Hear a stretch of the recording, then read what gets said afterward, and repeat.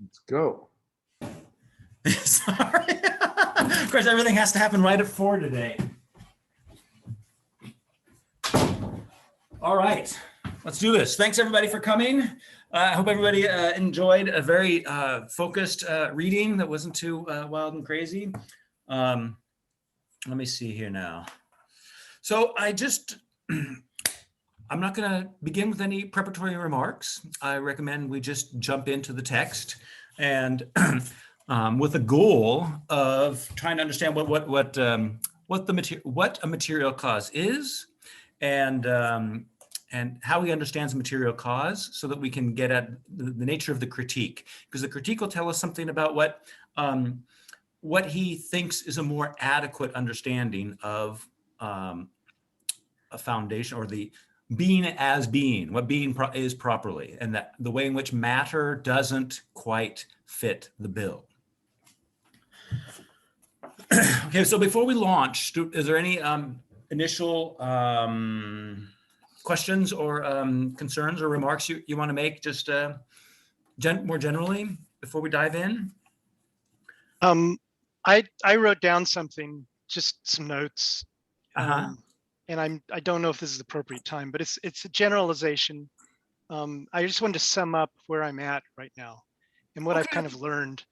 So to sum up so far, for anything to be something, there must be relationships of dependence or reference of some sort. Mm-hmm. Something can't be anything if it doesn't exist in a relationship to something else. Yes. Without such a relationship, we couldn't say whether something was this or something was that. Right. But we do know there is something. So we do know positively that there are relationships of dependency and reference between them, of or about those somethings, in order that we could know they were somethings. Right. But here's the point for me. It has to do with different ways to determine reliability of knowledge. If we can describe those fundamental dependencies and references that make knowing something as anything, then we will be describing an aspect of existence that doesn't require empirical verification or modern scientific tests to determine the reliability of such knowledge claims, right? Right. We don't need that. That's wild. All we would need to do is bring our minds to the issue, because all minds brought to the issue will conclude precisely the same thing, that these knowledge claims regarding the relationships of dependence or relationships of reference establish an alternative order of existence or being to what can be considered epistemic certainty. Is that right? Yeah, I didn't quite track you on the epistemic certainty thing. So these knowledge claims. So there's knowledge claims regarding what these relationships of dependence and reference are, knowledge claims. And making those claims is establishing an order of existence or being to what can be considered epistemic certainty. Is that a claim? This epistemic certainty contrasts, but to me does not contradict, with epistemic certainty that results from syllogistic epistemic knowledge frames. All right, so I feel like maybe you're introducing something not transparent with this epistemic certainty thing. Certainty, first of all, is a subjective condition, right? Sure. Right. And so I think the most important thing to think about with respect to certainty is this: certainty never tracks knowledge. So I can be certain about things that are not true, and therefore I'm quite certain about falsehoods. And so what I'm certain about is not true. I can know truths and not be certain about them. So the certainty litmus test has nothing to do with knowledge. It is a kind of evidence for the possession of certain kinds of knowledge, but it's not itself. It's not itself a guarantee that that one is in possession of knowledge. So I like to just completely get certainty out of the way. That is, so to speak, a subjective psychological criterion. And why? And it's modern. And why do moderns need it? Right? Because the moderns, we all live in this philosophical world of the matrix. Is what's out there really real, right? That's called skepticism. And so because of global skepticism, we need a criterion for the truth of things that has nothing to do with the nature of those things. It has only to do with, under conditions of global skepticism, right? How can I feel certain that that I have something, some bit of knowledge or some belief that's reliable that I can use pragmatically, right? So that's my little genealogy of the problem of certainty, and we only need to worry about certainty if we're already stuck in a skeptical aporia, right? So we don't need to, go ahead. I also want to commend Clark because everything before that was great. He was really covering the material. Thanks, Clark. That was awesome. And actually, this is a really good learning thing to bring certainty in and see that. But what he said before, I think must have really excited you, Michael, about, oh, look, you don't need empiricism for knowledge. Yeah, that's of course grist to my mill. Yeah. And it doesn't mean that Aristotle can just say whatever he wants and get away with it. And that's not. I think you've noticed there's a lot more rigor going on here than that. But I didn't want us to accidentally foist on Aristotle a skepticism that we proceed from because of our assumptions about what knowledge is and what knowledge is about. Those assumptions will get in the way of reading Aristotle. And once one recognizes them as assumptions, we can put them aside for a little while and see if there are alternate ways of understanding knowledge and understanding what knowledge is knowledge of. Okay, so I'm going to let Clark follow up, and then I hit Sandy. So yeah, I can see now using the word certainty, and I really appreciated it's a psychological state that's very modern, and but what I'm trying to get at with the use of the word certainty is, what exactly is Aristotle saying when he's talking about making a case for this, something about the reliability of knowledge can exist for us when we bring our minds to the relationships of dependence, reference. Okay. And what is being there? What do we mean being? If we can't say that being has some level of reliability, which is what I was pointing to with certainty, right? What are we saying being is? Is it just whatever being happens to be by the thinker thinking it? Well, okay, I can't give you a complete answer to that, because that is the project of the metaphysics. Okay. And so your question is a completely legitimate and good one, and you just have to kind of hold on to it and see. Thank you. And how what I'm asking you to do is see how Aristotle answers it in each given step. Okay. But what I want to say right now is those dependence relations follow from the very thought that is a normative and therefore a necessary thought, that for anything to be something, right? For anything to be something, right? Now, just as you said, right?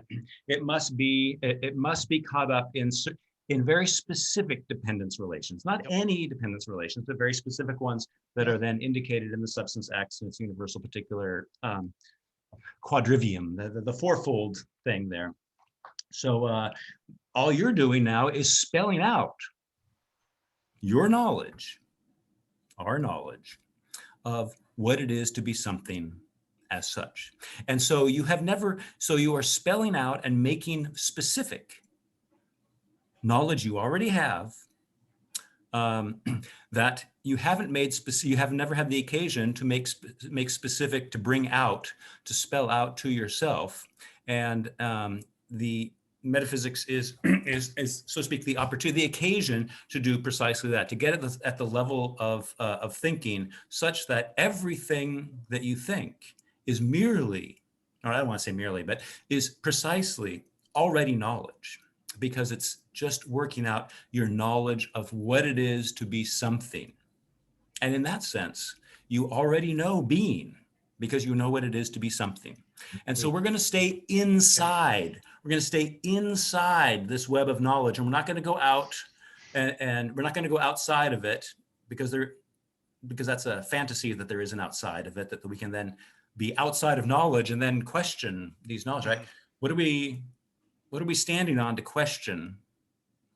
Well, namely precisely those assumptions that we're in the process of working out of what knowledge is from the inside. And so we don't have to ever worry about certainty. All we have to do is wonder whether, or actually always rigorously control ourselves not to say anything about what it is to be something that doesn't follow from the general categorical framework that just lays out what it is to be something at all. Okay. If we go beyond that, we're talking about not something, but nothing. I think that's really clear. Let's move on to Sandy now. That was okay. Awesome. That was a lot of fun. Thank you. Bo's great at pulling the brakes. I do appreciate that. Yeah, Sandy, thank you. Go ahead. It was just something related to the skepticism thing, which I realized is you kind of left behind there. But it's always helpful to go back to that. Well, it's funny because that kind of ties into with a thought that I had when I was reading it. But I didn't think of skepticism. I guess but I'm glad that you brought it up because that is kind of exactly what it is. You know, as a matter of fact, skepticism is often present and people aren't even aware that they're starting with it. And I just noticed as I was reading and I was this metaphysics was really helpful to me. It was a bit clearer than some of the other readings, but I was thinking about it, trying to think about it with the other readings we have read, just kind of trying to follow, where is he taking us? What is he doing? Just to get a general gist of, what he's doing. And I noticed he was doing something, I would say that's really different from anybody else that I've ever read, that really impressed me or I thought was really cool, which was, I guess he's not being a skeptic. He's actually, I was really amazed at the way he talked about what we would call science, or like when he talks about biology or elements or things like that, and when he talks about myth, he actually talks about myth as well. And he doesn't, he does say, he definitely gets clear and says that, what he's after here is not going to be found in these things, and then he justifies that by, and I just felt like he was really fair because he tries to give like a really fair account of people thought about this. He talks about like people from like way in the past, I don't remember all their names. I remember Hesiod, of course, because I'm really into mythology, but he mentioned, I guess, philosophers, scientists. And, it's just like when he was talking about the elements and stuff, like why he's like, nope, that's actually, but he doesn't do it skeptically. Like what I've noticed with the general narrative is it's usually like mythology, these early sciences, I don't know, Helia or whatever, the idea of the earth being at the center of the universe, basically whatever, any kind of older scientific theory. It's, it's never really, it's kind of seen as, yeah, this served a purpose for a time and now it's totally irrelevant and stupid and you're actually a complete idiot if you ever even could, it's like you're banned and it's seen as being, oh, those were the dumb people and they didn't know. And now we, because of our state and history, we have learned more and we're wiser or whatever. And Aristotle totally doesn't have that attitude.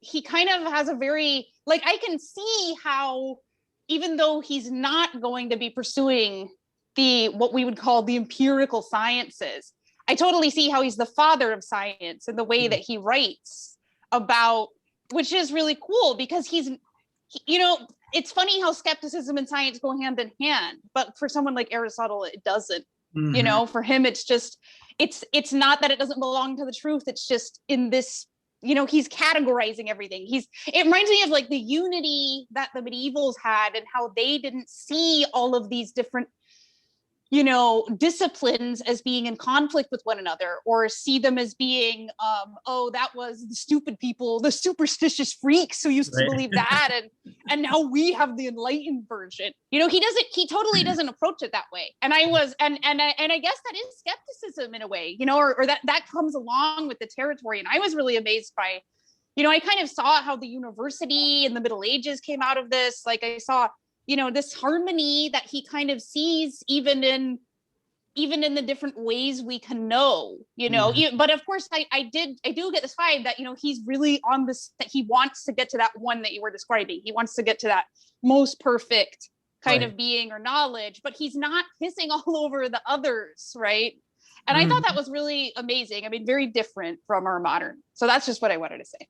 No, that's fantastic. Thank you very much for those observations. And I think that they're really brilliant to get at the nature of the kind of inquiry that Aristotle gives us. You're right. I think we want to just consider that this is a relic of the past. And what's interesting is that we want to treat the past as something irrelevant, but he treats it as quite estimable and something you have to take very, very seriously. And you just, there's no advantage to mere novelty. It has to be, your knowledge has to be drawn from knowledge. And that knowledge is stored in the past. Okay, Tyler's up next. Tyler's up next. Thank you, Sandy. I agree. This was very readable Aristotle. And he was very likable in this dialogue. I'd really like to hang out with this guy. Okay. Tyler, you're up. Thanks, Tyler. Yeah, I was just going to make a brief comment on reliability. And one of the things that Aristotle is going to be able to show that we can always do is show that in any account, any predication, any theory, even skeptical or dogmatic ones, certain things are presupposed about what kind of act you're doing in that act. And one of those is going to be just simply saying something about something else. Right. And so if we're not able to start by including an account of what it is to give an account, we're going to leave something very, very important out of account giving itself. So there's a reason that Aristotle is going to start with the very basics of what has to already be the case if we're able to give any account that we could consider to be something that admits of truth or falsity, right, or anything that even allows us to think of us as doing something not arbitrary. So that's all I wanted to add in there. No, that's fabulous. Thanks so much. Just to piggyback on that, and I think it gets this anti-skeptic. There was skepticism in Aristotle's age, called, part of sophism. But why I think that skepticism is not an issue for Aristotle is because of where he begins his reflections, and that's exactly as Sandy and Tyler made clear, especially in Tyler's thing about he's thinking, no matter whether you're a skeptic or a dogmatist or a gullible whatever, or just person who says things but has no cognitive coherence, you still say things, and you say things about things. You predicate, right? You deploy categories, and in deploying categories, you are in fact distinguishing between what it is to be something and what it is not to be something, or namely nothing. And so this whole edifice is based on grasping those foundations that skeptics and non-skeptics alike share, and both of them rely on, because both of them want to say something about something. Right? And insofar as this theory doesn't ever veer from the conditions of saying something about something, but unpacks everything that is implied everything that's a necessary consequence of this act of saying something about something is what Aristotle's philosophy gives us. And so it is what everybody already assumes, even without knowing it, when they think, or when they assert something and they think that's a meaningful act. What makes that act meaningful? Well, basically, Aristotle's whole philosophy is what you're committed to when you say X is Y. and you know, or X is not Y. If you're going to be the skeptic, you're going to say X is not Y. And in fact, there is no X or something like that. You're still predicating. You're still relying on all of these things. Oh, yeah, okay. I don't want to go down to, but yes, that's why skepticism is not is just simply not an issue. Because of the level at which he bases his thing. And that's why skepticism in an Aristotelian age, which lasts until about the 1500s, is simply not an issue, because there's an awareness through the educational system that what we're dealing with here are the not just categories of being that Aristotle made up or wanted to believe in, but derived from the possibility of thinking anything at all. And so if you're going to think anything at all, you're committed to all this. And he's just drawing out the consequences for you. And it's only once people no longer saw the connection between all the stuff that was going on at the theological level and in the physical science level, they never saw the connection between this and that all of this derives from reflection on S is P, predication, saying something about something, right? At that point, there was this belief that you could just jettison it all and then start talking completely differently and talk about things without ever inquiring into what you're committed to in talking about anything at all. And that's where you get the skepticism. That's where you get alternative theories, and that's where you get, that's where you get the relativism. And I've got my truth, and you've got your. So everybody knows my polemics about this stuff, but I really appreciate your everybody's comments to make that. So it allows me to make that point over and over and over again, because I think it's perhaps the most important thing to really get. Okay. Thanks very much for your introductory comments and your opportunity for us to develop those points together. Let's look at A3, that's Bo's got up here.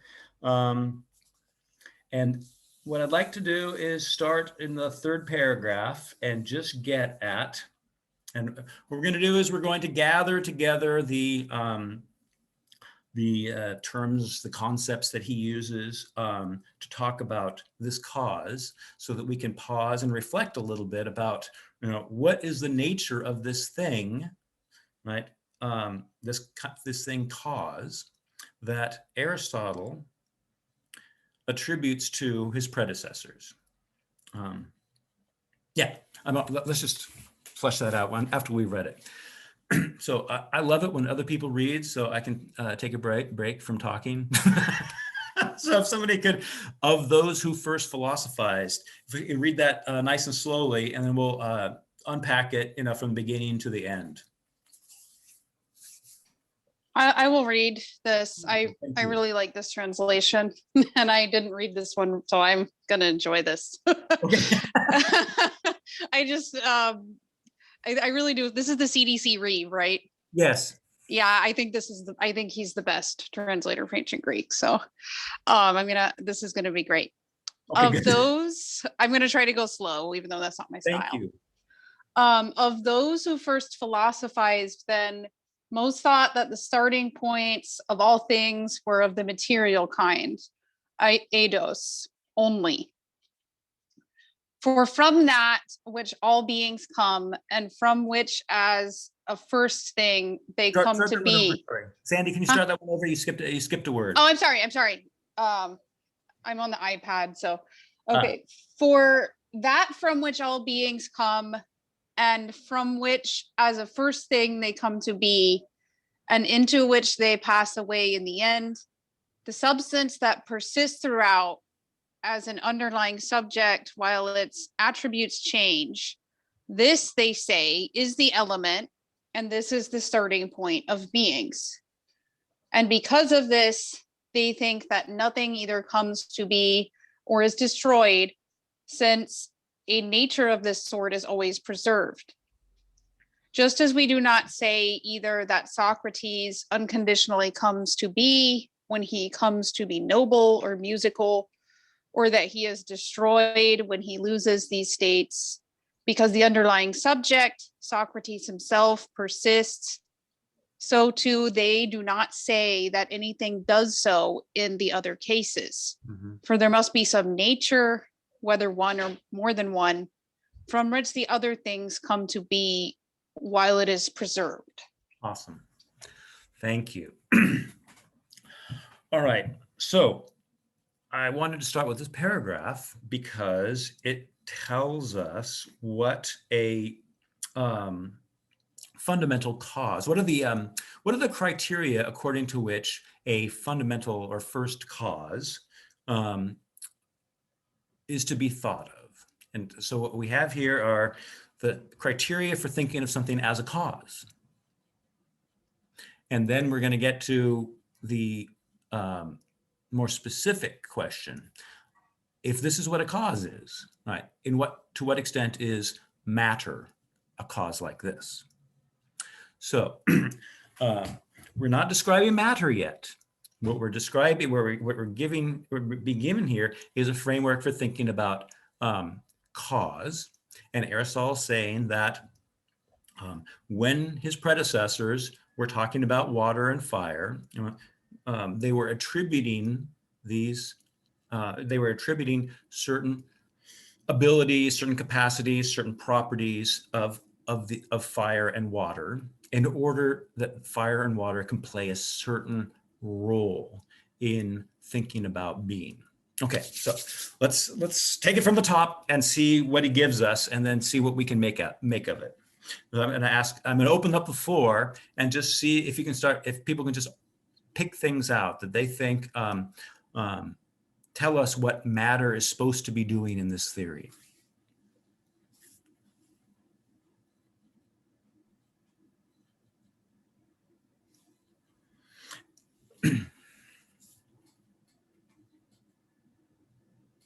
Oh, where are you going with the text? Sorry, Michael, I didn't see the word matter coming up in the text. Is he gonna introduce that later, or is that something that you're?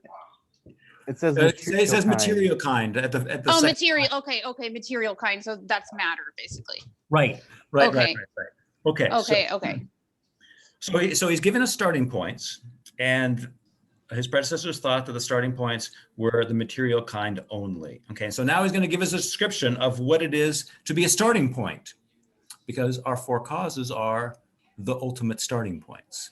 So let's, just in that paragraph that you read, I don't want to go beyond the paragraph that you read. What information does he give us to help us think what a starting point is? We had. Well, is it substance? Oh, yeah. he definitely says something. Yeah. Okay. Excellent. I saw a hand from Nick. Oh, I'm not seeing any hands. I apologize. So if I raised it on the video. Oh, sorry.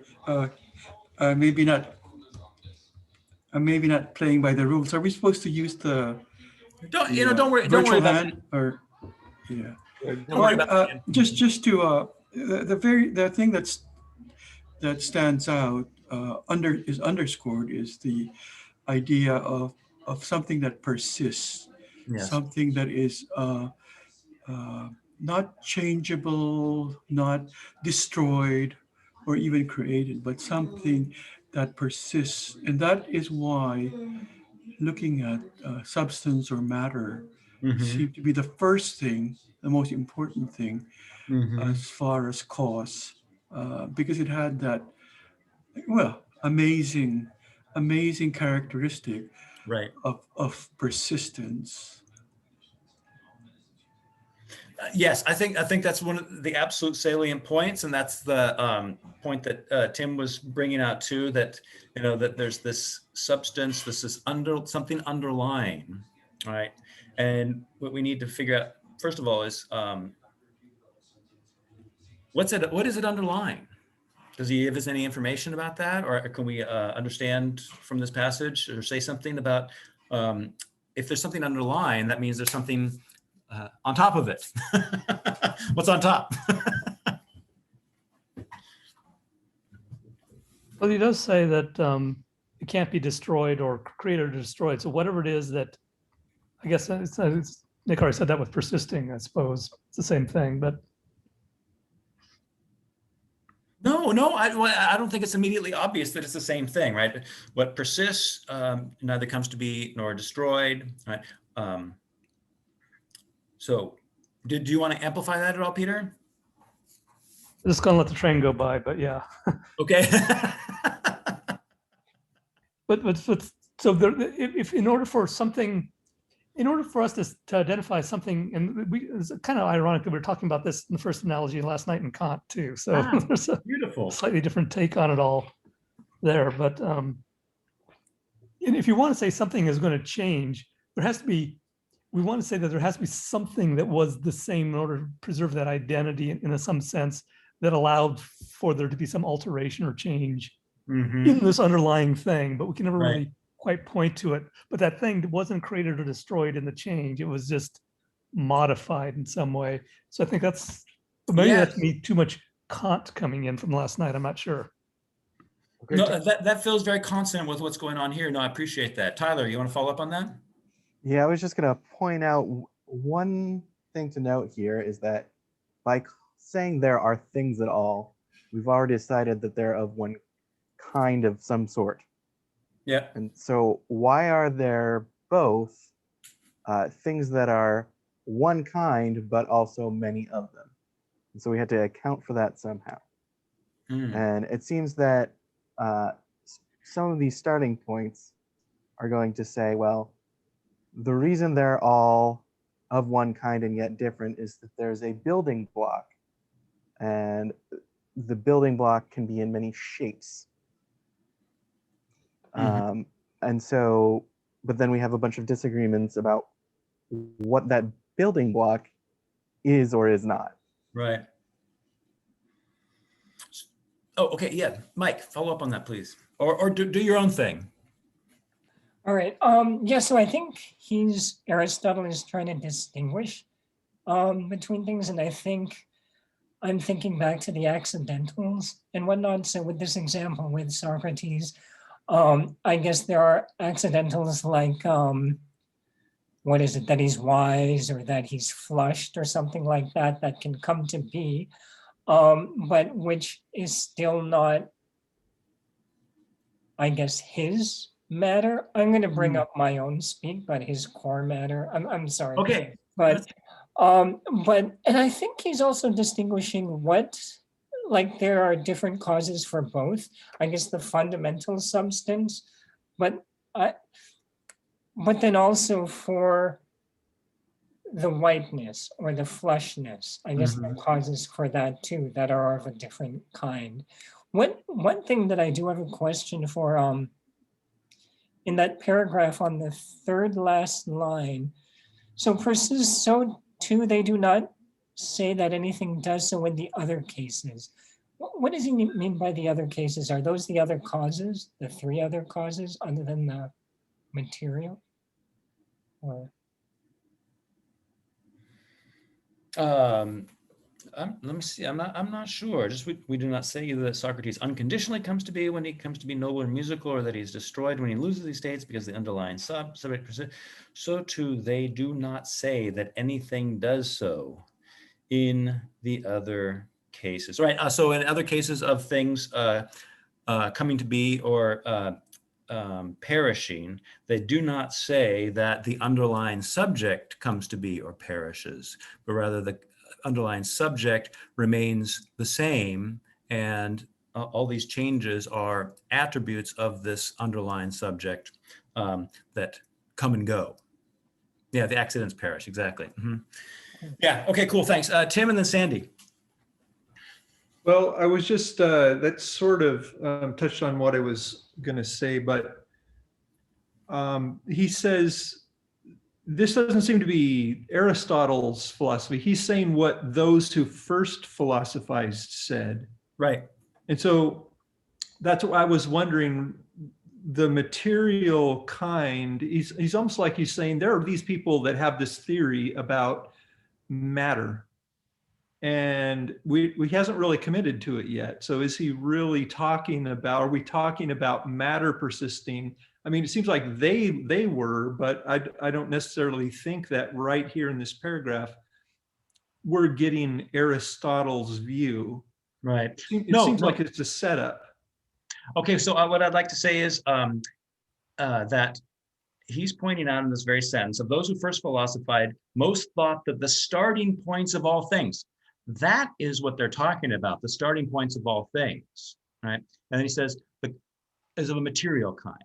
So he's bringing out here that what they're thinking about is not matter, but the starting points of all things. And according to what that thought demands of a theory, what could that be that is the starting point of all things, right? His predecessors thought, well, only something like matter could serve that purpose or be the kind of thing that has the qualities or has the properties necessary to be the starting point of all things. So I want to distinguish those levels, right? There's the ontological level of thinking about being, and then there's the level of thinking about one of the candidates of what might that fundamental being be. Okay, that helps. Thanks. Thank you, Tim. So let me see. I'm not quite sure who's next, but Nick, you got your hand raised. So Sandy, if you're cool, I'm going to go to Nick first. Yeah, I just wanted again to underscore in the idea of persistent, the word nature that was used in this this last sentence around line 18 on this same page. For there must be some nature, whether one or more than one, from which the other things come to be while it is preserved. Right. So it's very close to when you think of cause, why is something happening or why is this so? Well, one answer, because it is its nature, and that most fundamental matter, that its nature can account for the phenomenon or what you see. And that way is the first, I guess, the most important principle. And if you know the nature of something, then from this nature you can build more complex behavior or things. But it has to come from a combination of this one or multiple natures Right. to explain what it is that we see or what it is that happens. So it's a very fundamental, logical way, Greek way of looking at something, and this is the first cause, one would say. I mean, it's not that the only, but if we want to go to the basic, you have to go back to this in the first place, the nature of the something. Excellent. No, thank you. And we're going to discover that once we consider matter as that nature that can account for everything, we're going to discover that its nature limits it and therefore prevents it from being able to account for all that is. And so if it's a cause, it's got to be supplemented by other causes. Okay, Sandy and then Peter.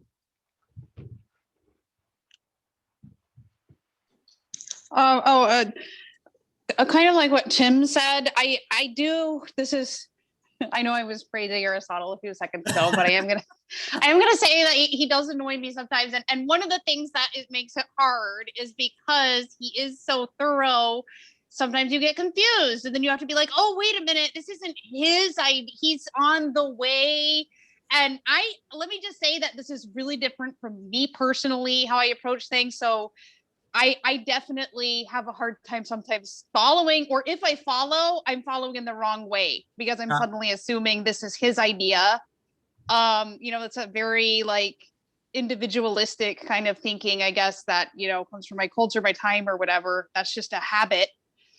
So yeah, that I mean, I really appreciate that Tim brought that up. I mean, I kind of knew that in the back of my mind, but I've noticed that this has happened with me actually frequently with reading Aristotle.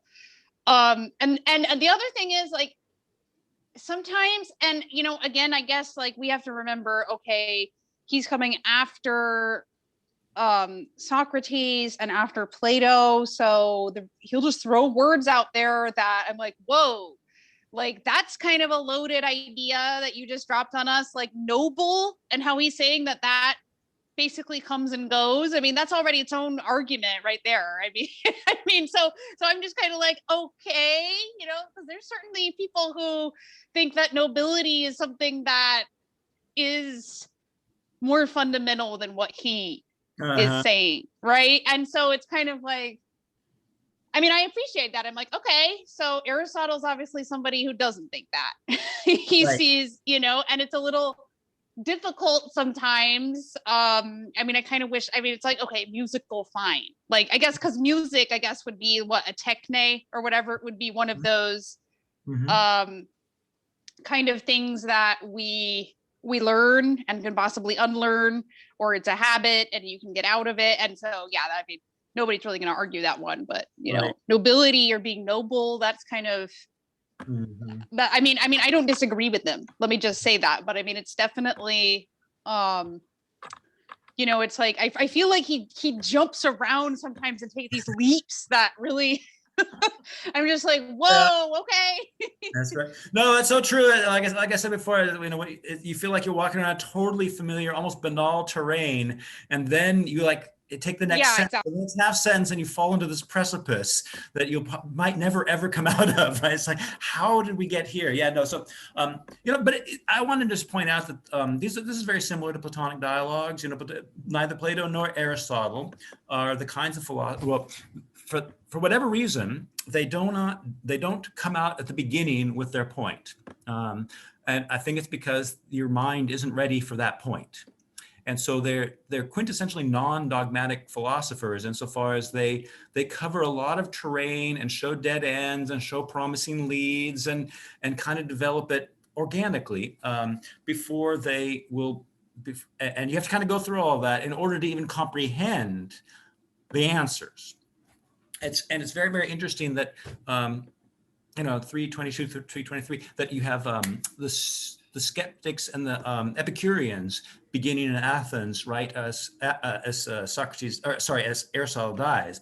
And there we start getting like deductively oriented philosophy that's not like this inductive ascent toward glorious truth, but it's rather, you know, if you want to stop suffering, then you know, then this is true and that's true, and these are the fundamental premises of our system, and then we can start deducing all the consequences from that. And so you start getting this so-called dogmatic system, and from certain so-called self-evident premises.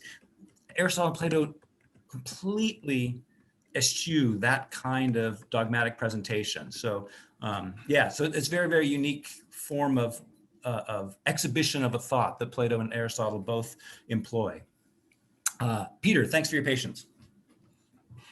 Yeah, this just noticing some sort of tension between singularity and universal, in the sense that one of his examples, Socrates, is that's a concrete individual, is like the most particularized thing. Every aspect is already particularized.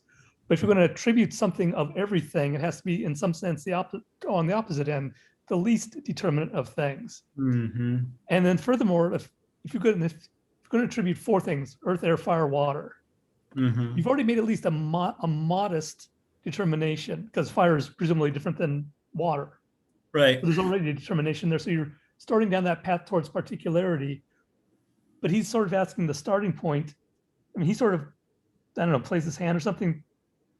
The starting point of all things were of the material kind. I mean, so even going from substance to, say, material, right, is already in some sense a determination. Yep. Going from material to four types, earth, air, fire, water, is another thing. And so you're already on the path all the way down to Socrates. But yet Socrates is the thing that holds the identity. That's that thing was constant across all change, was the most particular thing. In some sense, was the embodiment of this thing that was supposed to be another way of looking at it is most general. And of course, you also look at perception. we perceive the individual, but the perception is of the universal, which he says in other places. Anyway, this constant going back and forth between those two poles is just Right. keeps going up. No, that's a very interesting observation, and it's we want him to have a nice, tidy theory of universals and particulars, and he's always subverting that expectation that it's not this this clear-cut thing. I just wanted to point out, in our categories that anything that's said of another isn't its substance, right? And so if matter is something you can attribute, then, so to speak, on the categorical level, we already know that in order to think matter, we have to think of it as something accidental to a substance. That doesn't mean we have to think about it on the categorical level, but that would be one way of beginning to understand matter's limitation. But that's not the one that Aristotle makes. That's not the argument he makes. So I don't want to press that. Yeah, but thanks. All right. So the very first, so he says material kind, right? And he says eidos, and that's, one of Plato's words for ideas. And so we're automatically thinking, is matter itself an idea? I don't think we need to go there. I think he's just using this word because he's going to break down different matters, right? Water and fire and all the rest of it. And so each one of them is a material kind. So I don't think there's any metaphysical connotation to this use of eidos here. So the very first thing he gives us is for that from which all beings come, change. And that from which, as a first thing, they come to be and into which they pass away in the end, change, right? So the material kind of starting point is introduced to account for change, okay? And in order for there to be change, there must be something that changes and something that doesn't change, all right? And I think everybody's brought that out, and I hope everybody can make sense of that. And maybe in order to make sure that we're all on the same page, what are these images of chicks flashing? Is that people seeing pictures pop up? Anyway, it doesn't matter. So if everybody understands that for there to be change, there must be two things, that which changes and that which doesn't change. We need to be able to dialectically understand that better by contemplating the opposite, right? And that's what he gives us with the Socrates example. So what would be the case if change were understood not as an alternation of properties like hot and cold or flushed and pale, but if there were no underlying subject, how would we just talk about change? Sorry, I saw Tim's hand, and so Tim, I want to give you the opportunity to hop in here, and then we can do this dialectical exercise and think about what would be the case if change were not thought along the lines in which Aristotle and his predecessors are thinking it. Yeah, I'm still thinking, I mean, the way he ends that sentence, this, they say, is the element, and this is the starting point of beings. I still think that he's really narrating what they think. Right. And even though you are probably correct that he's going to think of it not in terms of matter, or even really in terms of this element as the fundamental building block of matter, but I think that he's still dictating what they're saying. All of this terminology is theirs, not his. Yes. Okay. No. Excellent point. And I just want to say, he's picking out that he's not rehearsing their entire theory. He's picking and choosing, and he makes clear what the criteria is for selecting what he's going to talk about with respect to them. And that is what he says in the very first sentence, right? The way in which they thought that certain principles or certain kinds of being, namely matter, was suitable to be the starting point of all things. And so he's going to take those aspects of their theory that relate to not how they define matter, but how they define matter as the starting point of all things. And that's just a slightly different emphasis. And I think, okay, I'm just going to say this. I think that Aristotle says in some places, not every one of them was aware of the fact that they were giving a theory of a starting point of all things. And so they weren't clear about what they were doing. And that shows in how they describe their matter, right? That their matter ended up having these contradictory properties, or they say it explains everything, but it doesn't explain everything. And they even acknowledge it doesn't explain everything. So there's unclarity as to the nature of the project that they have embarked on. But they have embarked on it. And so he's going to show the way in which they have embarked on it and the way in which they missed the boat. Sandy. I just wanted to try and answer the question you posed, but you were asking us what it would be if it wasn't this way that he's talking about. Yeah. So what would change be? I mean, basically change itself wouldn't be even a concept, because there would be so many different states all the time, and each of those would be taken to be separate from one another. Yes. So there would not even be being really, or at least not a unity of being, right, because there would just be different states that are not coexisting or coming and going in one space, or so it would be, I mean, which is almost impossible for us to even imagine. I mean, maybe we can look at some things in this way, or if we're ignorant about some things that appear to us this way, but then upon further investigation, we see that it's not. But I mean, with people, I mean, he's using a person as an example, right? We don't think that when a person is angry and then when they're happy, that they're two different people.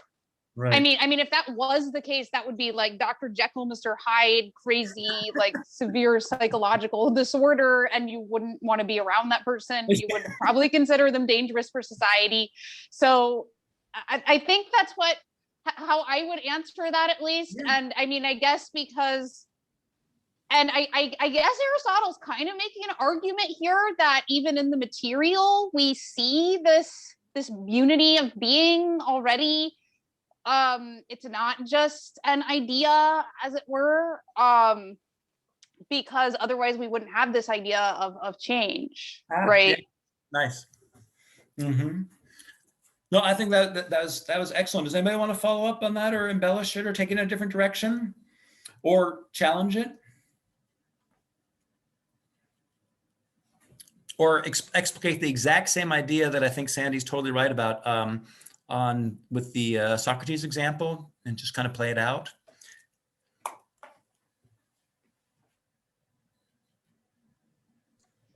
Now, I'm not sure how Aristotle answers this, but it seems like what he's going to say is that you require some kind of essence of the thing in order for it to change, so that it can stay the same thing through the change. Right. Right, but he doesn't use the word essence here, although he kind of does, because he uses substance in a fairly loose sense that Tim already pointed out, and then but he's mostly talking about the underlying subject, and then the underlying subject would be basically the essence, but it wouldn't be Socrates' essence and my desk's essence and the tree's essence, but all of these things would just be water. And that would be the essence of everything. Right. Does Aristotle make a distinction between change and motion? Not meaning locomotion, but just motion generally. Yeah, there's he has different concepts of or different kinds of change, and motion is one of them. It's a change of location. So yeah. So a change of location is a change of color is a change of state is a change, and they're all the exact same kinds of change. It's just that, and so he's going to refer to any of these as change or also as motion. So yeah, the motion from pale to red when someone blushes is also a motion. Oh, I read the W.D. Ross translations of most of these a while ago, and I think that he translates whatever word is being used as change in this discussion as motion, and then he uses locomotion to mean changing of position. Oh yeah. Just to confuse everyone. Okay. So have we gotten to the point he makes where it's kind of a problem to say of the many different things that they are all just one thing, because then you fail to account for how it is that they became different or where the differences themselves came from. Yeah, I don't think he says anything like, so sorry, we are going slow. He's just giving us, as Tim made clear, he's giving us what the pre-Socratic materialists thought, but he hasn't given us any critique yet. So I think you're putting your finger on one aspect of the critique. Correct me if I'm wrong. Yeah, so I guess maybe I just want to follow up on this idea that Sandy worked out, right? Just as we do not say either that Socrates unconditionally comes to be. What is it to unconditionally come to be? Right? Unconditionally is a strange word, right? The Greek is just simply, right? If it just simply comes to be, right? Without any prior cause, any prior condition, right? So it's a form of something coming from nothing. Exactly. It's spontaneous generation. There'd be nothing but pure spontaneous generation everywhere. Things would be popping into existence and out of existence. Every time that there was any time, well, everything would be constantly coming in and out of existence, and there would be no order. It would be completely and utterly random, and right. And there would be no continuity between any state freeze frame. We'd freeze frame a state, and then we freeze frame the next state, and there would be zero continuity. And so we'd have to say, the only honest thing to say here is that whatever was in that first state, right? Tyler wearing headphones, right? When Tyler, in the next state, when Tyler has no headphones on, right? It's because the first one popped out of being, and the second one popped into being. And everything's popping into being and popping out of being. And that's all, that's the universe that we'd have. And it's obviously not the universe that we live in, right? And so the dialectical argument is if you eliminate the underlying subject of change, what you have is a universe of complete and total random popping into and popping out of existence. And that's what's indicated by this unconditionally, or the Greek is haplos, which just means simply. Sounds a bit like the multiverse. I don't know anything about multiverses, but all the worse for multiverses.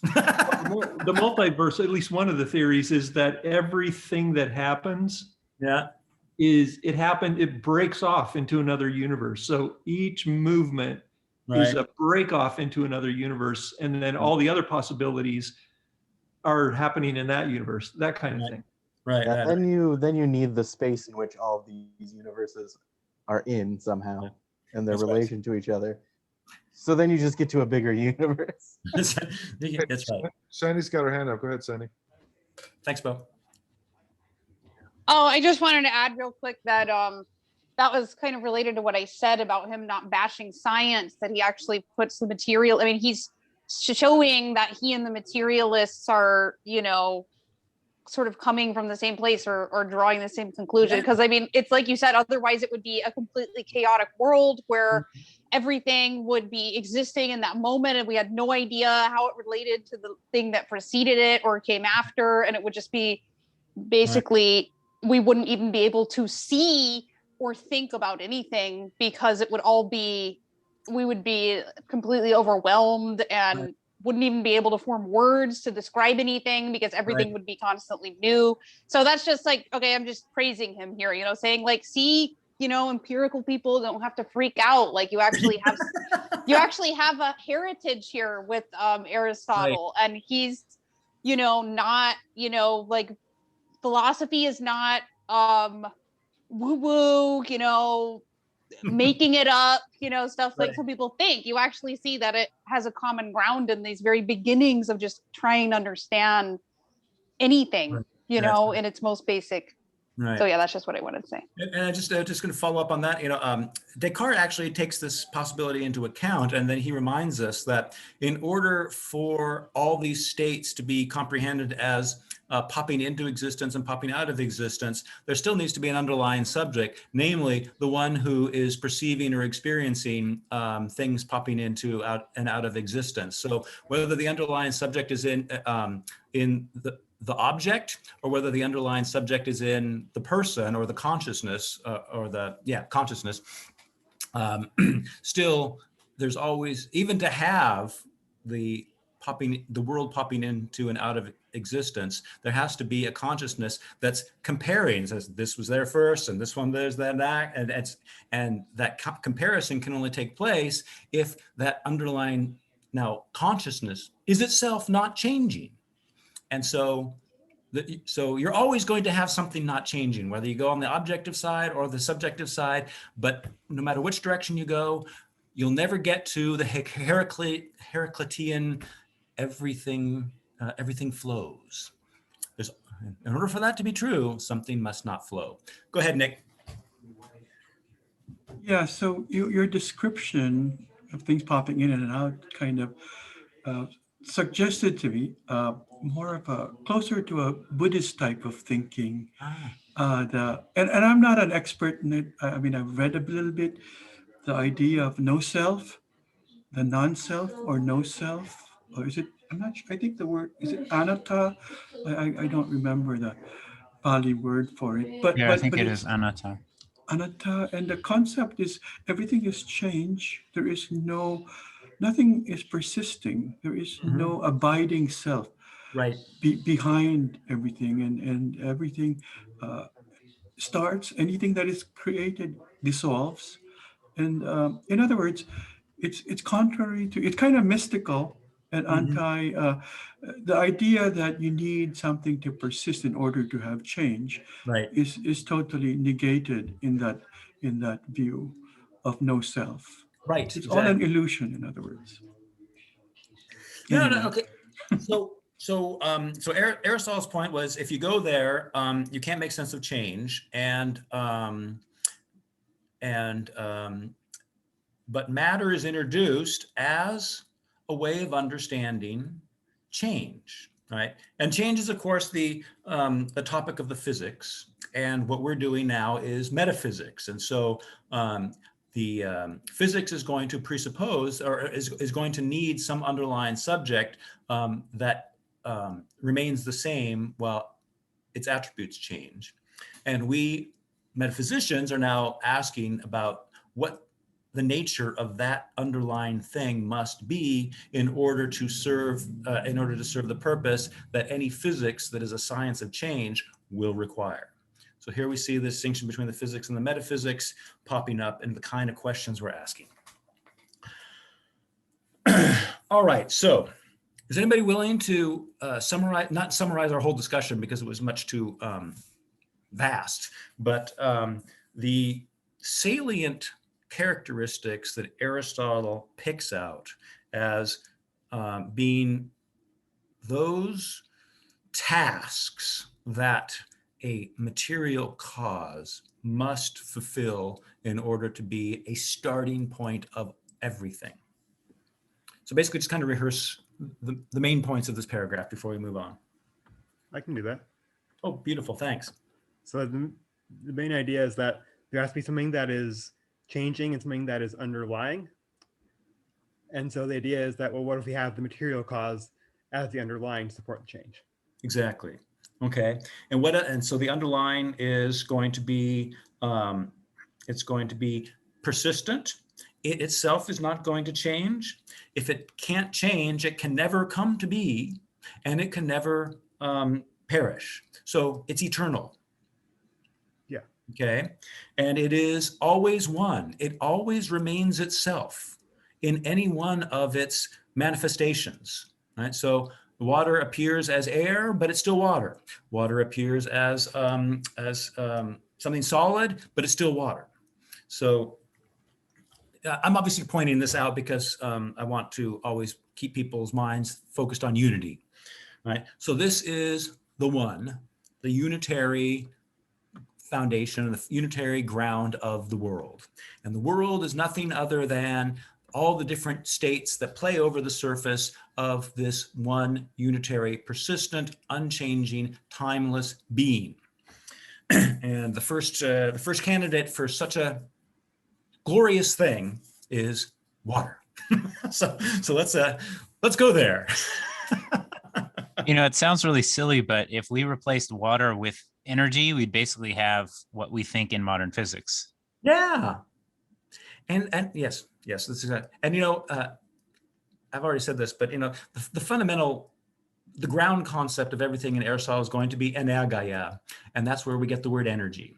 And so from Aristotle, energy, we get modern energy, and they have very different functions, very different concepts, but it just seems to me it's not an accident that this is where we come to, and all of our break from Aristotle, we just rediscover all the dimensions of his own fundamental concepts. But it takes time, about 400 years after Newton.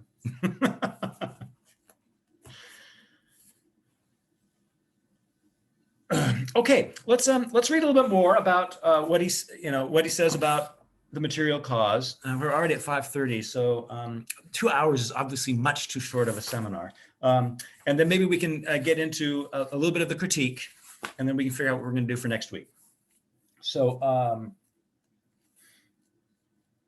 Michael, can I just, is it really necessary for us? I mean, again, because I'm a time saver, right? To read some of the, I mean, we can maybe just summarize, because now he's going to go into water, air, and just maybe kind of like not spend as much time on those paragraphs. Thank you. Yes, let's do that. I want to, let's just read one short one because he's going to bring in some new information that is relevant to the critique. And that is on the next page, the one that begins with Anaximenes and Diogenes. Right there, that number 5. All right. If somebody could just read this, and we'll just discuss a little bit the aggregation and disaggregation, then we can go on to the critique. Okay, I'll read it. Thanks. Anaximenes and Diogenes posit air as prior to water, and as more than anything else, the starting point of the simple bodies. Hippasus of Metapontium posits fire, as does Heraclitus of Ephesus. Empedocles, however, posits 4 things, positing earth along with those already mentioned as the 4th. For these, he says, always persist and do not come to be, except in quantities of smallness, aggregation into one, and disaggregation from one. Excellent. Can you do the next short paragraph just so we can get that cool word in there? Yeah. Anaxagoras of Clazomene, who was prior to Empedocles in age, but in works later, says that the starting points are unlimited. For he says that pretty much all of the Homo eomerous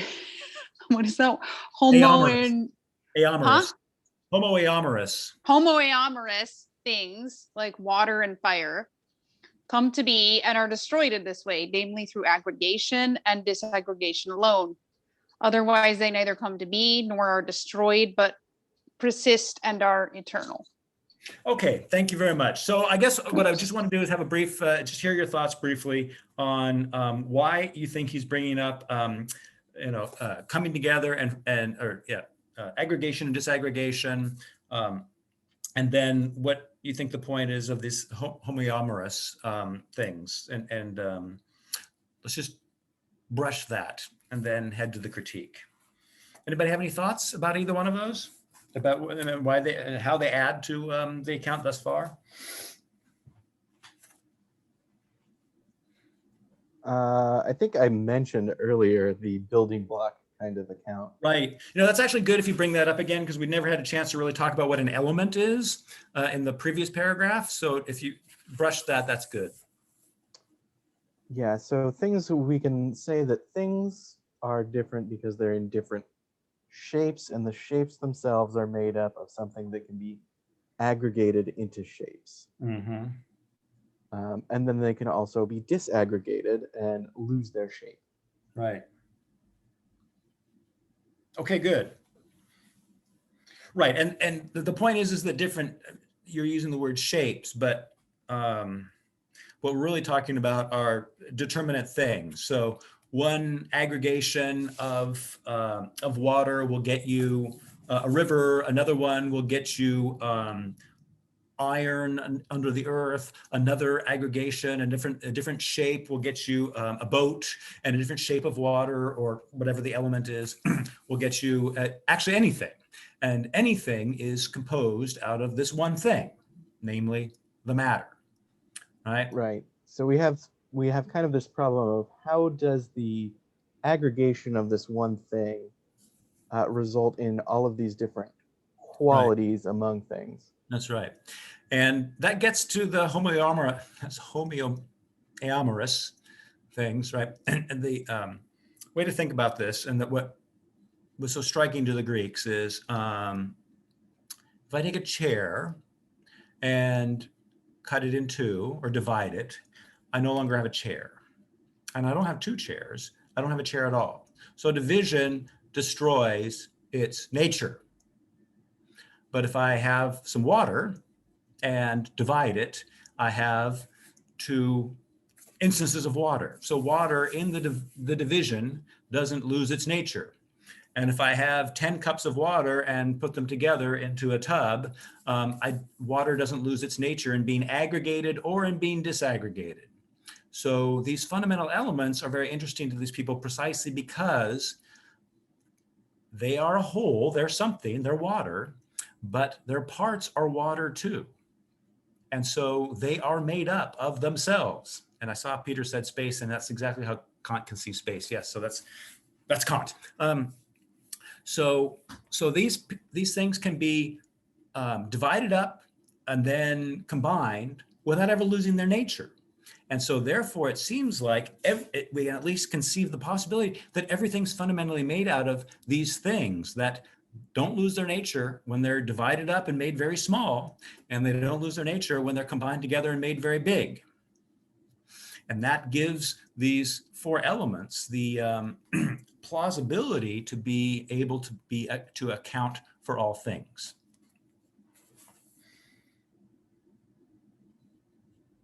Does that make sense? Is that what's called monism?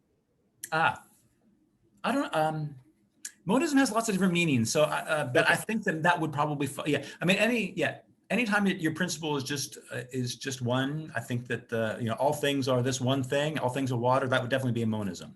But we're already in a dualism we're in a quadism if we say, well, everything's made up of four elements. So, Empedocles couldn't be a monist, but Thales could be. I don't know if that helps. I realize it's very general, but.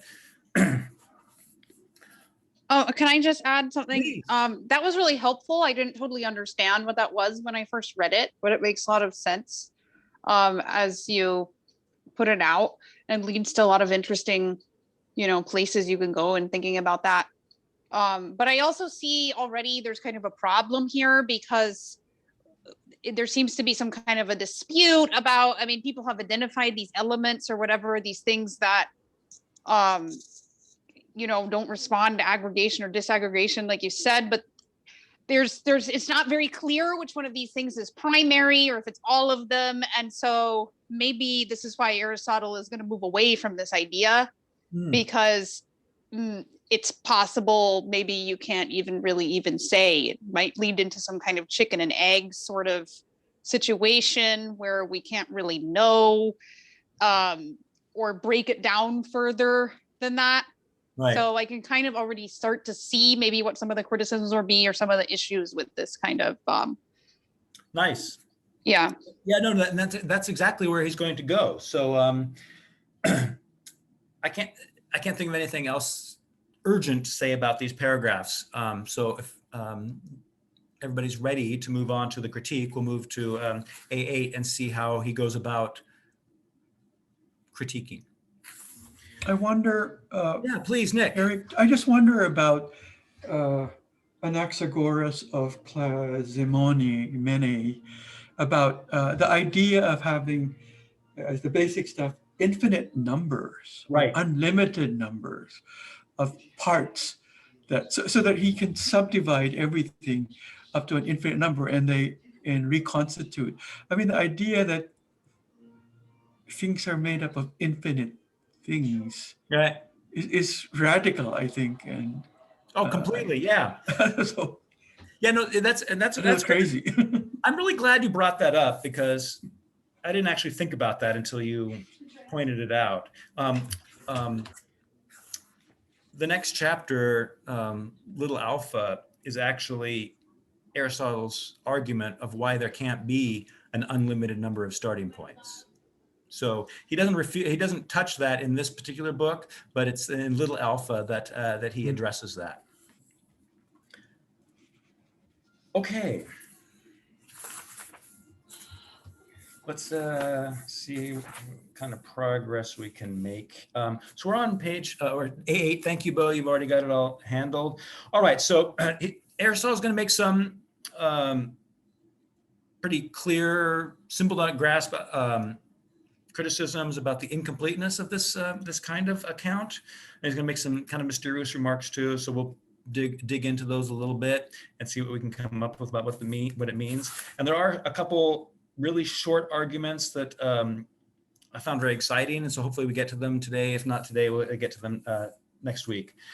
Could somebody read from the top? Tyler? I suppose I could read. Thank you so much. I appreciate it. Those thinkers, then, who posit that the universe is one and also posit a single nature as matter, and this corporeal and having magnitude, clearly err in many ways. I'm just going to add a little remark. So when he says the universe is one, right, the Greek is topan, right, the all. So in case the universe gives you certain connotations that the all, don't think universe is some kind of cosmos or physical space or anything like that, but the all is one. Sorry, go ahead and keep reading now. For they posit the elements of bodies alone, but not of the incorporeal things, although incorporeal ones are also beings. And when they try to state the causes of coming to be and passing away, and to give a physical account of all things, they do away with the cause of movement. Further, they err by not positing the substance, that is, the what it is, as a cause of anything, and in addition, by too readily speaking of any of the simple bodies, except earth as the starting point, without investigating the way these things come to be from each other. I mean fire, water, earth, and air. For some come to be from each other by aggregation, and others by disaggregation, and with respect to priority and posteriority, this makes a great difference. For in one way, the most elemental thing of all would seem to be the primary one, from which they come to be by aggregation, and this would be the most fine-grained of the bodies and the one having the smallest parts. Okay, he's going to continue this argument in the next paragraph. So, but let's just, before we get to the aggregation, disaggregation argument, let's just focus briefly on what came before. So let's just rehearse the errors, and I'd just like to hear them more or less in your own words. And if you don't want to use your own words, let's just use Aristotle's. What does Aristotle see as the initial problems with the account that we've looked at a bit.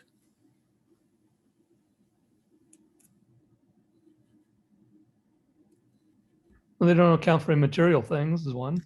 Exactly. Just out of, can you give an example of an immaterial thing? Triangles, of course. Exactly. Numbers. Mathematical objects. One, the unity, all. Exactly.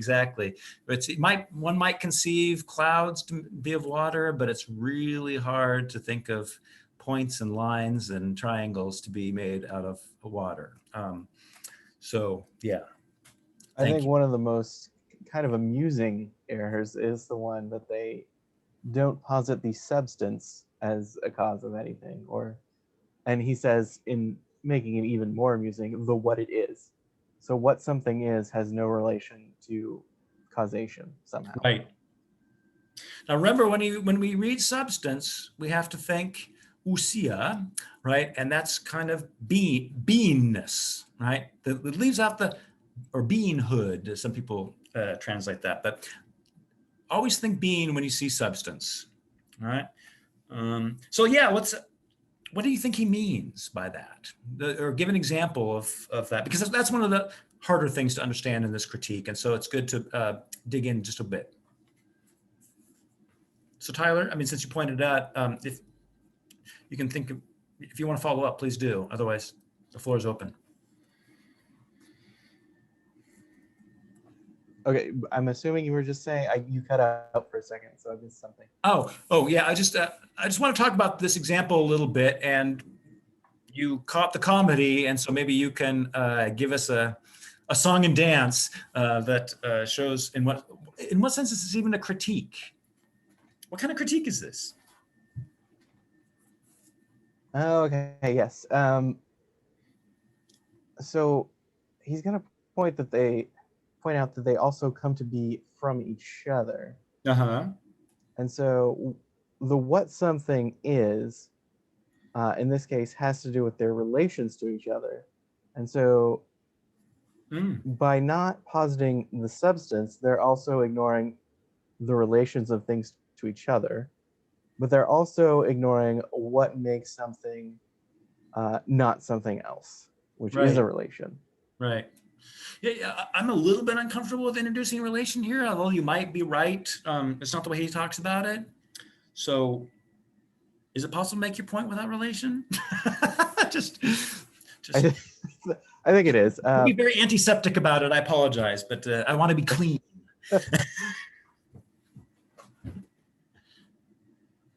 So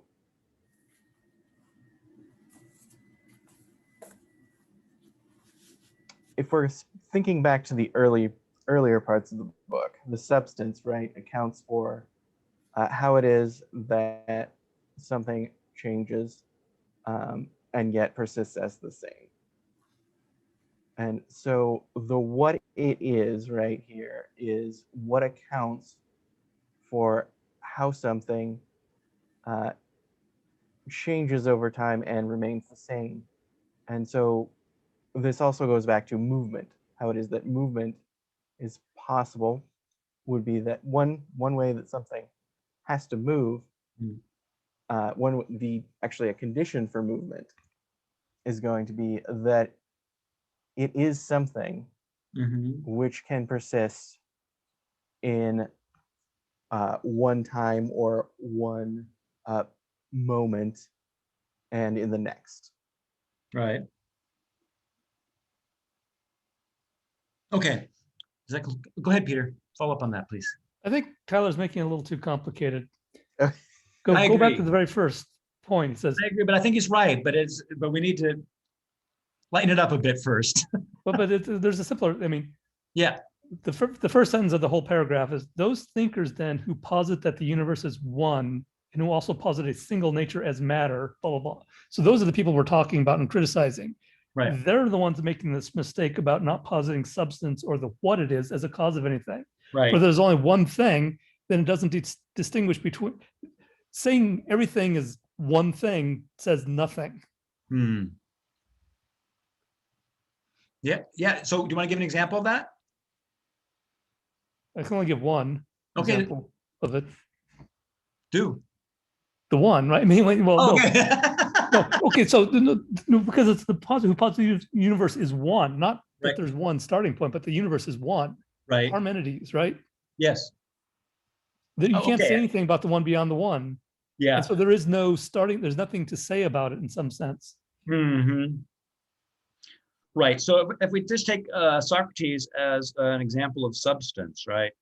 They err by not positing the what it is as a cause of anything, right?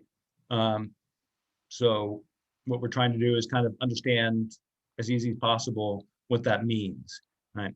And basically to say everything is corporeal, everything is corporeal.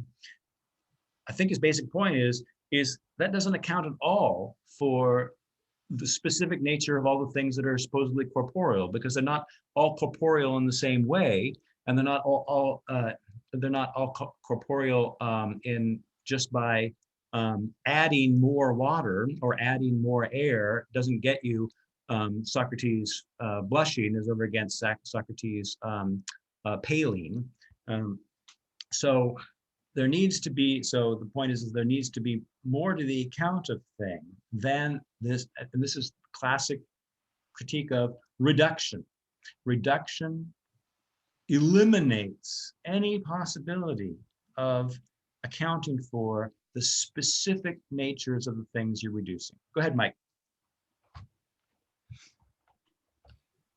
Yeah, and taking, I guess, the last sentence of this paragraph.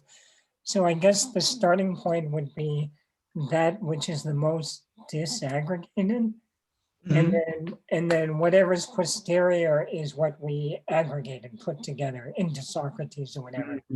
So using like modern speak, then the starting point of all things corporeal would be atoms or quarks. And I guess we all know that saying it,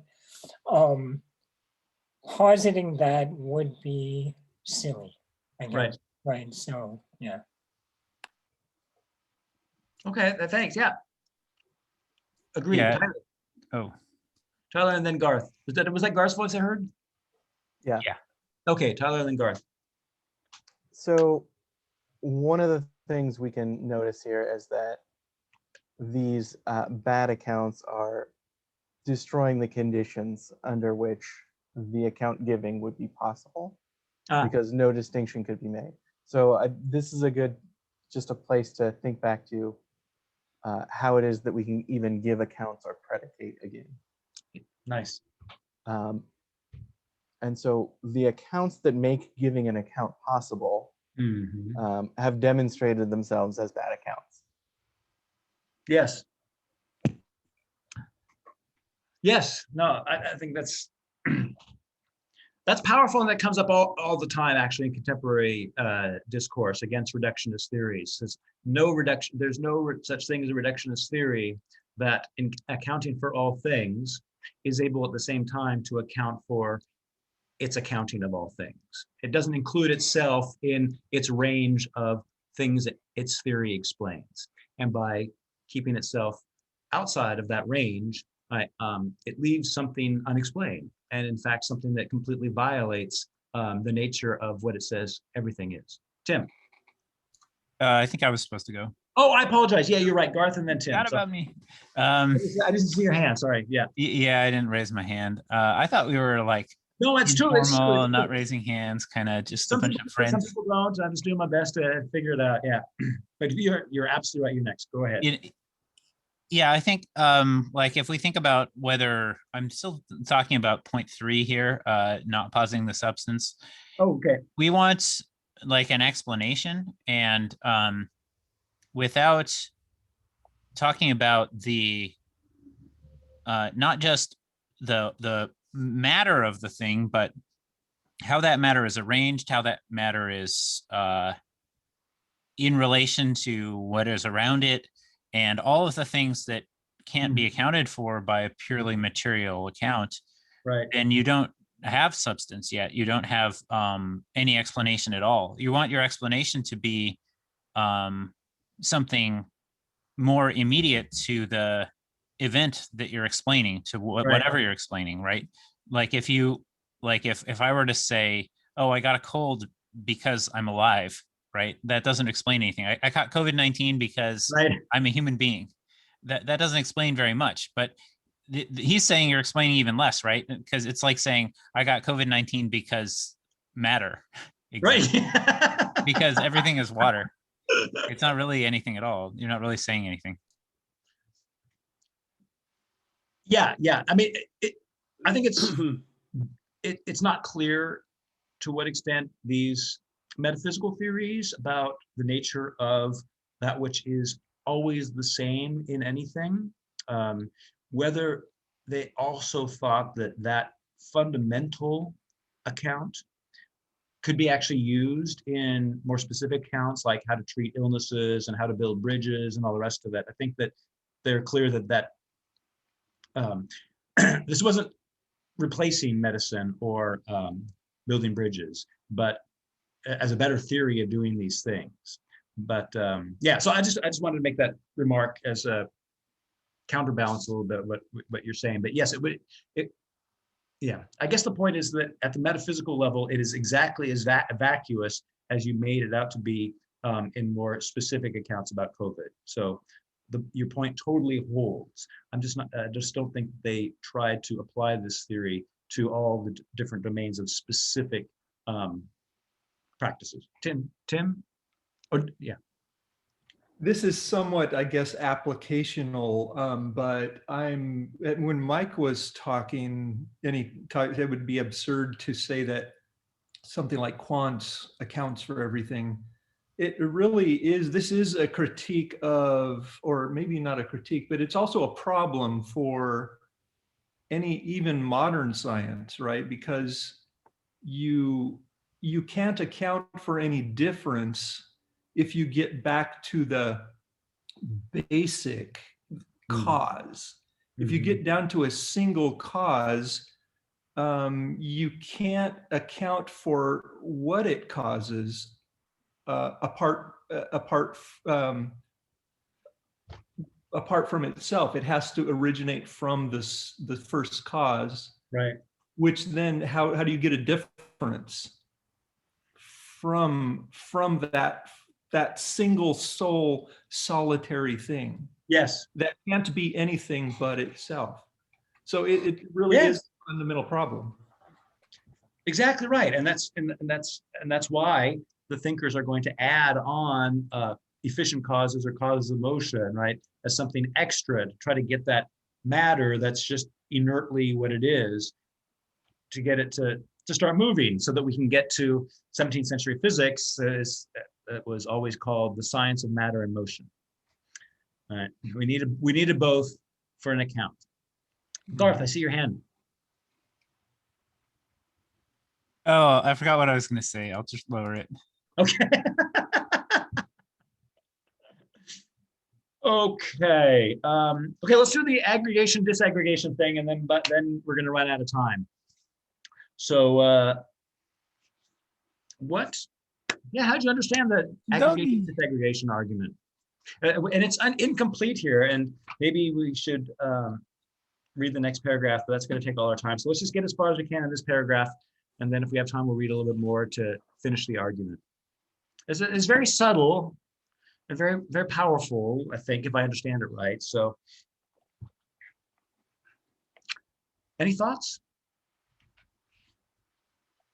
What do you understand him to be doing in this critique?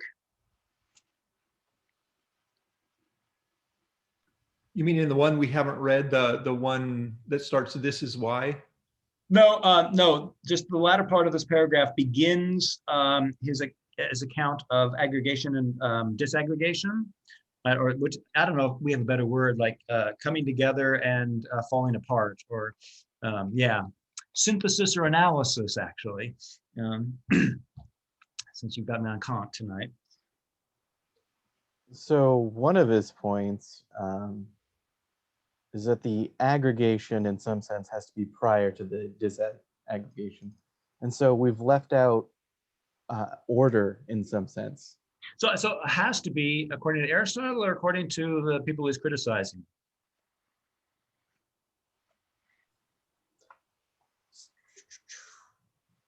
Well, I'm going to answer my question. It's the people he's criticizing. It's not Yeah, that I Aristotle think- says it. It's like, I think that's right, but I was double checking the paragraph. Well, I think Aristotle is still talking within the context of the people whom he is criticizing.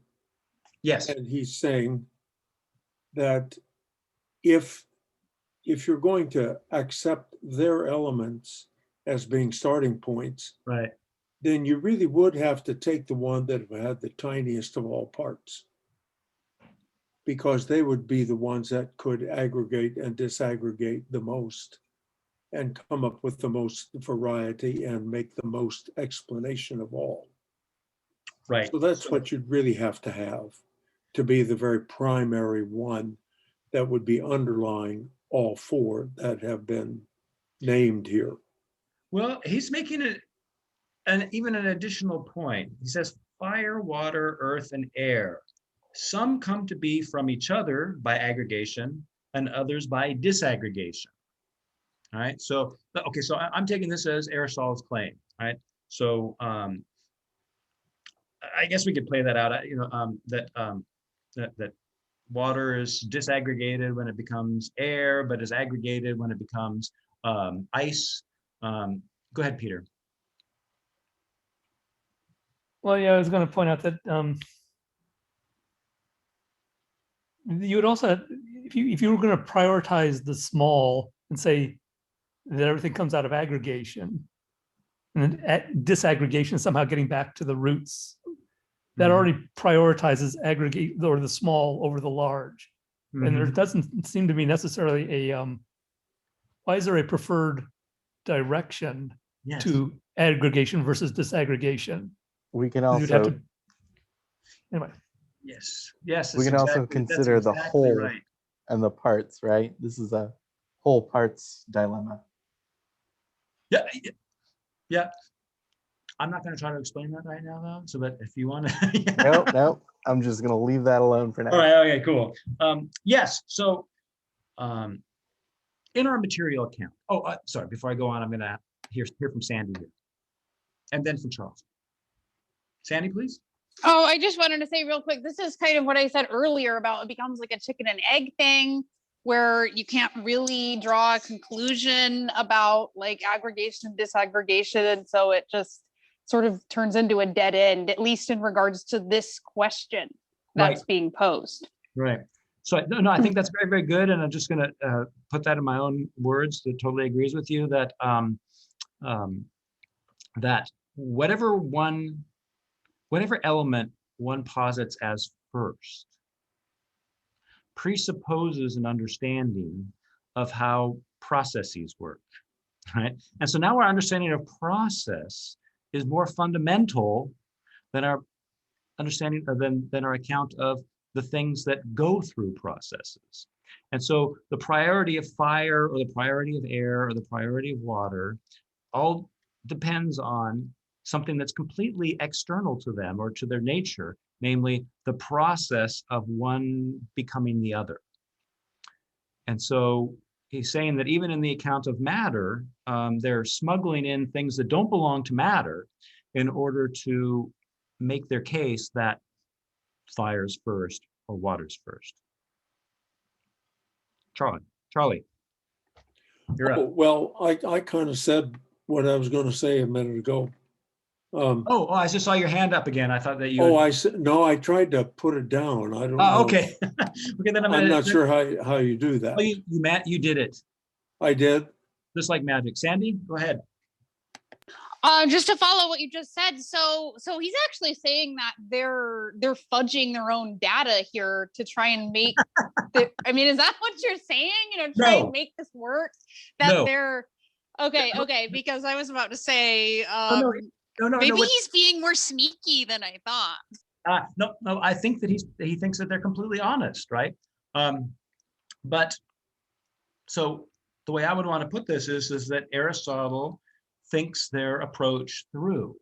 And in thinking the approach through, he recognizes additional criteria of what an account of a starting point of all things would have to fulfill that this theory doesn't fulfill. But you only find those things out. You only find out what you already know by working your way through theories of all things. And so by virtue of their efforts, he was able to sit on their shoulders and discover the ways in which they're incomplete, and that any successful account would have to be able to account for more than just an underlying subject. It's also going to have to deal with change and ordered change, and there's nothing about the way in which change is ordered that's inherent in any one of these elements. Sandy, you want to follow up on that? I think though for this paragraph, I think what you said in the beginning, if Aristotle is talking about these people who think that the primary substratum and everything is fire, water, earth, and air, and he said, really, to be logical, if you wanted to follow up to find out what really would be the most primary of all of them, and from which you could come into aggregations, you could have things come into being from all of them, it would be the thing of the smallest parts, because they would be the most adaptable and the most able to change and to congregate the smallest parts. And I don't think he's saying much more than that, really. Well, but he does make the counter argument. He does make the counterpoint that if you think that what's first in nature and therefore most primary is the last thing to be developed, like the adult out of the seed, that if you think that that is the proper order, then you're going to make Earth first. But none of these people did that, right? And so they not only can't account for the kind of order of progression that they are thinking is obvious, namely the one you're saying from simple to complex, but they haven't taken into account the possibility of an alternative account, which would upend their order of elements completely. And so he's, again, making this point that process is, thinking process is not thinking matter, but thinking process is essential to thinking matter as primary. And so that catapults us right out of matter as being substance, as being in and through itself, as not requiring anything else to be what it is. So yeah, that's the next paragraph that I wanted to get to, but we're not going to get to it tonight. But does anybody want to say anything? Charlie, I see your hand. I don't know if that's just one that you didn't put down, or. Well, I'm not sure. How do you put it down? Okay, then don't worry learned about that. Just I like clicked that. on raise hand again, but that didn't put it down. What puts the it lower down? hand? What's that? It changes to say lower hand. Oh, well, let me see if I have that. Oh yeah, there it is. Yeah. Well, now it says lower hand. How can we account for that change in and of itself? Yes. Well, it's the one that was in the tiniest little parts that was able to aggregate into lower hand. So yeah, I'm gonna kind of open it up for more general discussion. We're gonna finish paragraph, or at least I will include very quickly or soon, the next day, I'll try to get a description for the next meeting out really fast, like tomorrow, and then talk about the paragraphs I want to finish up in chapter 8, and then give a little bit of reading past that for our next discussion. But I'm going to open it up now for general. I see Clark's hands up. If anybody starts disappearing, I just want to thank everybody for your amazing contributions tonight. I thought the conversation was dense and on point and really productive for me, at least, and I hope it was for you as well. Clark. Thank you very much. Yeah, thank you all. Yeah, I just wanted to say my favorite statement of what we read today was, and yet why don't they also say Earth as ordinary humans? I go, that's lovely. I mean, there's something, and I can't describe exactly why it's lovely, but I connect with Aristotle. It's like he's acknowledging something that I didn't think he would acknowledge. And he's acknowledging humanity, regular people. What is it about these philosophers that have, earth, or air, water, fire as being the single primary element, but ordinary people walk on, they say the earth has got to be part of this. So I don't know. I just liked it. I can't describe it. I'm kind of sleepy. He takes every serious opinion seriously, and works through it. Yeah. And he always is able to I don't know, yield not just a new perspective, because novelty is not interesting, but a perspective that actually opens up to a new path in the inquiry, precisely by taking these things seriously that perhaps others didn't. Yeah, I think there's two important things to consider when we're dealing with accounts of what is. And one of them is similar to the problem of an account that leaves out account. Is if we give an account that makes our experience impossible, something has gone wrong. But you do have to be careful to distinguish that from an account which makes the common understanding of our experience impossible, because the common understanding isn't necessarily true. Right. Yeah, excellent point. We take common understanding seriously, but it's not the measure of truth, or not the measure of what is.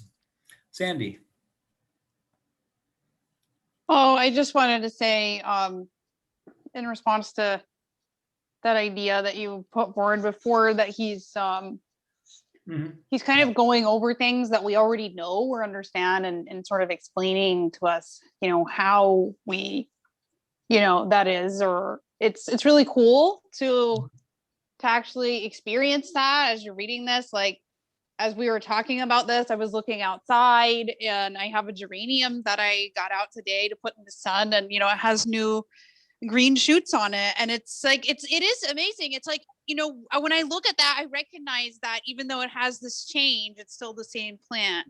I don't suddenly look at it and be like, oh, it's a totally different being now. I can appreciate the beauty of it because I recognize that it is going through these changes, kind of, and that we can have that wonder can set in when we understand that, as opposed to, I would only imagine the other thing we would experience would be fear, like I said, or being overwhelmed if we weren't able to.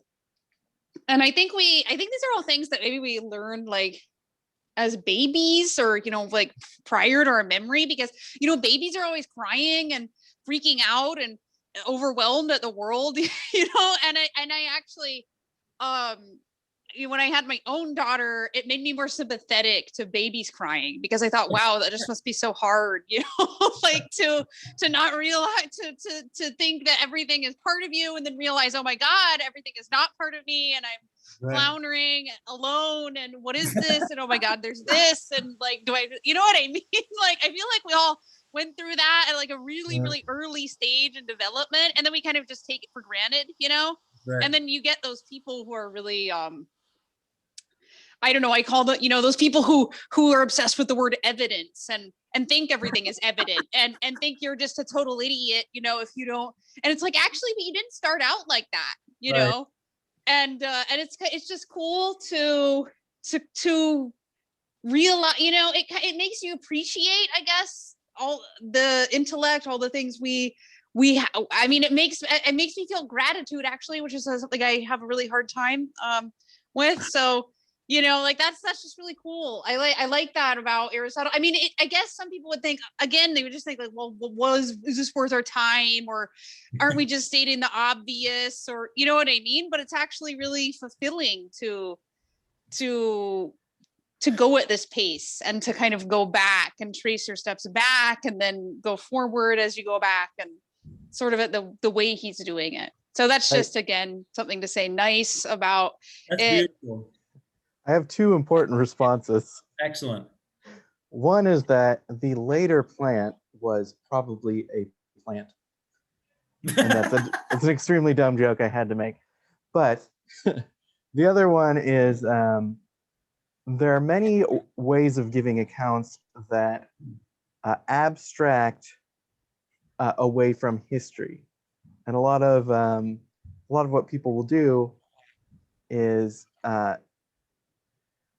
presuppose what has already come about without accounting for how it came about. Mm-hmm. Exactly.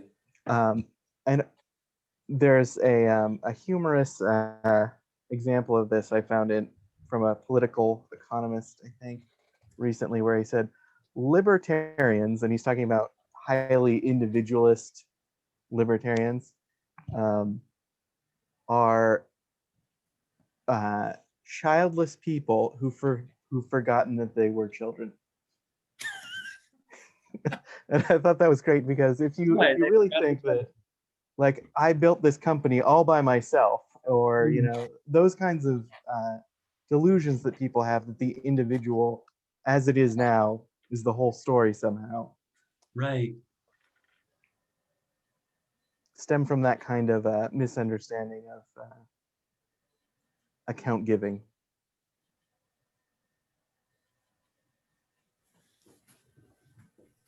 That made me laugh, Tyler. You didn't hear it, but I was trying to not be too polemical, because that was good. I mean, I guess you could say you might go too far off in the other deep end if you go to the Freudian, tell me about your childhood, and you never get out of it, kind of way. But that is really true. Like, and it's always funny to see kids, wonder if somebody, or be shocked when they find out that somebody was a kid once, because they're so not like a kid anymore, that they can't really fathom that.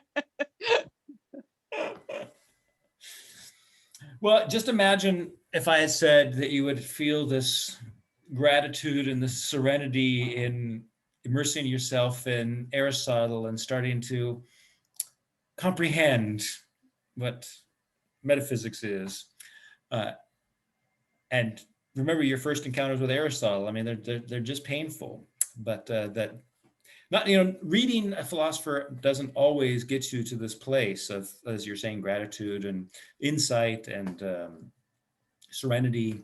But for some reason, there's about 2,300 years of reports of that. Now, now I'm starting to understand. Yeah, it's very interesting.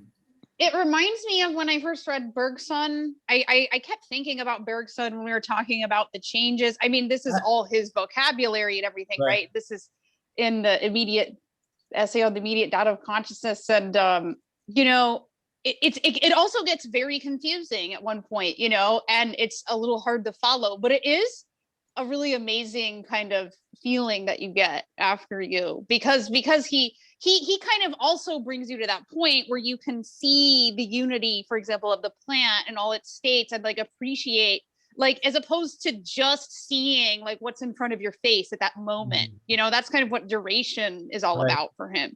And that's really, I mean, I obviously, that's totally my jam, and I've always appreciated that. And I think it's cool in a way to kind of see it overlapping with Aristotle, because a lot of people were saying Bergson was like super modern and this was a breakthrough, but it's like, actually he's breaking away from modernity and its obsession with time and quantitating and maybe touching back on something that was lost, So yeah, I'll just add that. Stop the recording. Huh? That's the bow waking him up. Okay.